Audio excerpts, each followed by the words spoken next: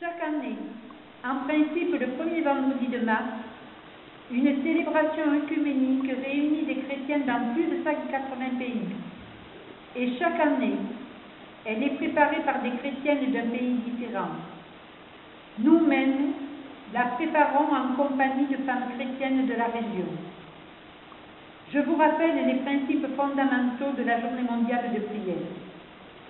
L'engagement des femmes chrétiennes, écouter et s'exprimer, être fidèle et invincible, oser être ouverte et accueillante, partager, construire une confiance réciproque, être des chrétiennes parmi d'autres dans un monde multireligieux, s'engager et apprendre, promouvoir l'action responsable. Les ressources naturelles sont le pétrole, le gaz naturel, le minerai de fer, les phosphates, le manganèse, le calcaire, le talc, le gypse, l'amiante, le plomb et le zinc. L'Égypte a un patrimoine historique millénaire. Vaste pays nommé Mère du monde. 7000 ans de civilisation ont façonné le pays. Le Nil y est un fleuve mythique, synonyme de vie. Mer Méditerranée et Rouge sont reliées par le canal de Suez, mais il y a aussi la biblique mer des roseaux, traversée par Moïse et les Hébreux pour aller vers la terre promise.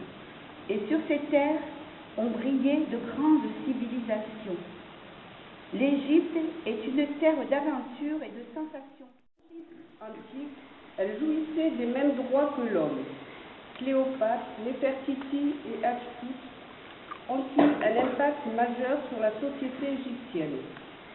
À l'époque gréco-romaine, les femmes étaient considérées comme inférieures aux hommes. Avec la propagation du christianisme, elles bénéficièrent parfois d'un statut plus favorable.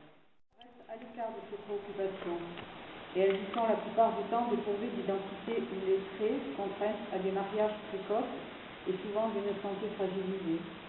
La discrimination y est flagrante pour la participation à la vie de la société et le travail au sein du foyer ne leur laisse guère le temps de s'intéresser aux affaires publiques.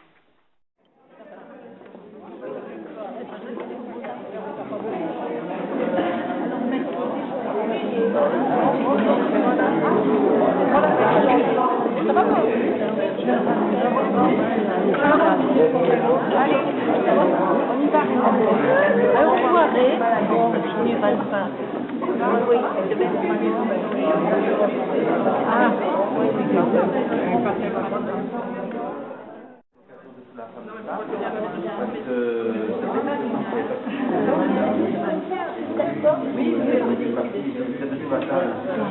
Oui.